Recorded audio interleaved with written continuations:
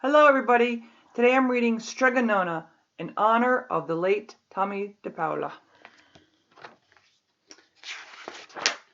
In a town in Calabria, which is in Italy, a long time ago there lived an old lady everyone called Strega Nona, which meant Grandma Witch. Although all the people in town talked about her in whispers, they all went to see her if they had troubles.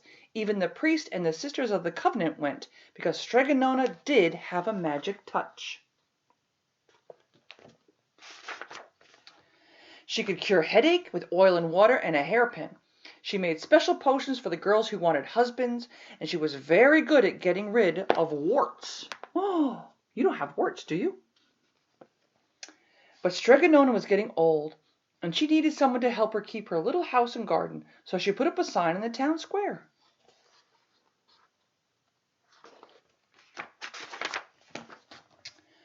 And Big Anthony, who didn't pay attention, went to see her. "Anthony," said Strega Nona, "you must sweep the house and wash the dishes. You must weed the garden and pick the vegetables. You must feed the goat and milk her, and you must fetch the water. For this I will give you 3 coins and a place to sleep and food to eat." "Oh, grazie," said Big Anthony. "The one thing you must never do," said Strega Nona, "is to touch the pasta pot. It is very valuable, and I don't let nobody touch it." "Oh, si, yes," said Big Anthony. And so the days went by. Big Anthony did his work, and Strega Nona met with the people who came to see her for headaches and husbands and warts. Big Anthony had a nice bed to sleep in next to the goat shed, and he had food to eat. One evening, when Big Anthony was milking the goat, he heard Strega Nona singing. Peeking in the window, he saw Strega Nona standing over the pasta pot.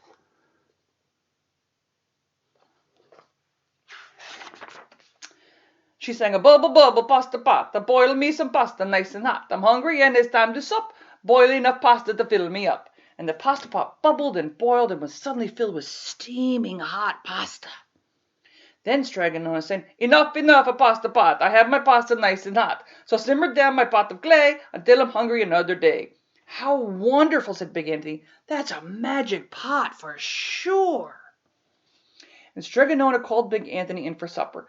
Too bad for Anthony, because he didn't see Strega Nona blow 3 kisses to the magic pasta pot.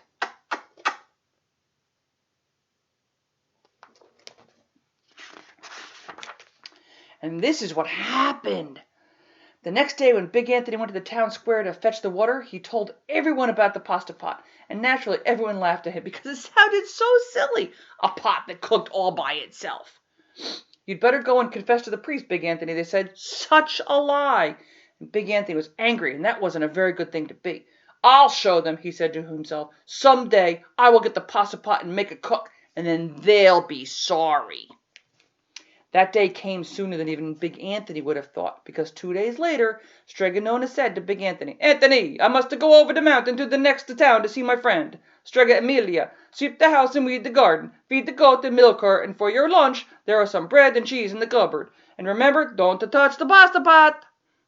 "Oh, yes, yes," Strega Nona said Big Anthony, but inside he was thinking, "My chance has come."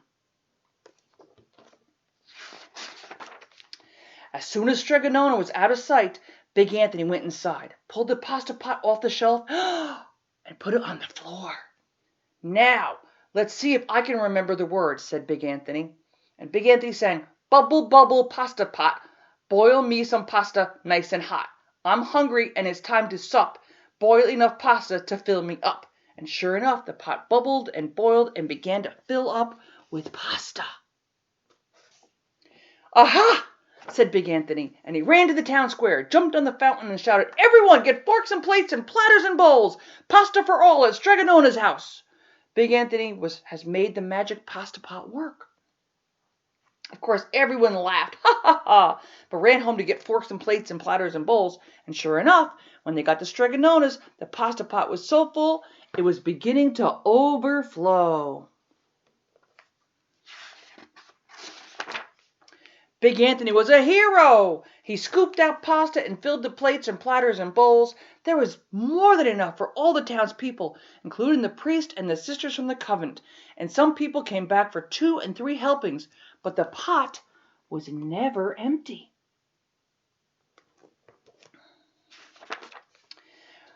When all had their fill, Big Anthony sang, "Enough, enough, a pasta pot. I have my pasta nice and hot. So simmer down, my pot of clay, until I'm hungry another day."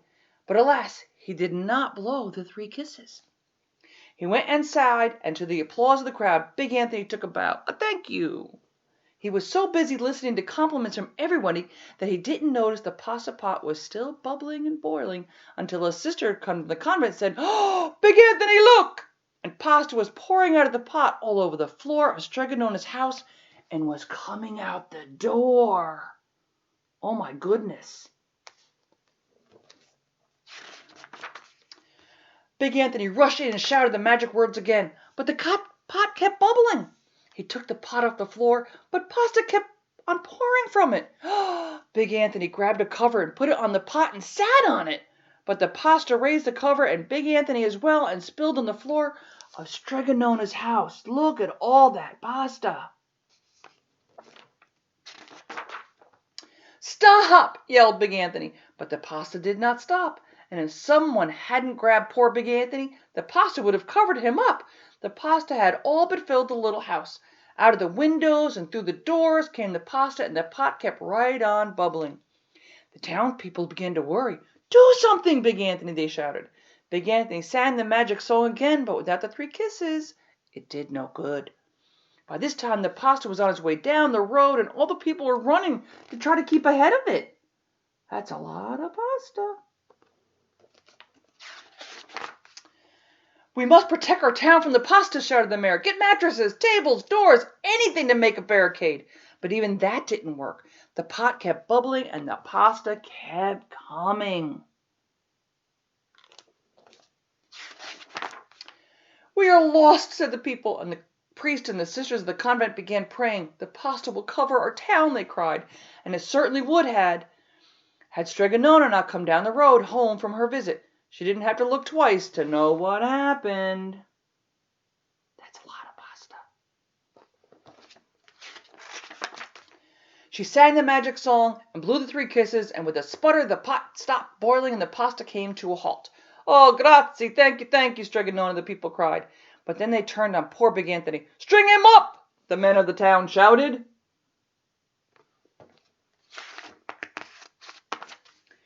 "Now wait," said Strega Nona. "The punishment must fit the crime." And she took a fork from a lady standing nearby and held it out to Big Anthony. "All right, Anthony, you wanted pasta from my magic pasta pot," Strega Nona said, "and I want to sleep in my little bed tonight. So start the eating.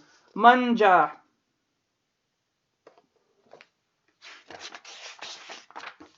And he did.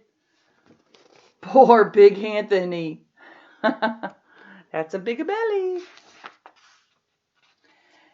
He ate it all so Strega Nona could go to sleep. That's all.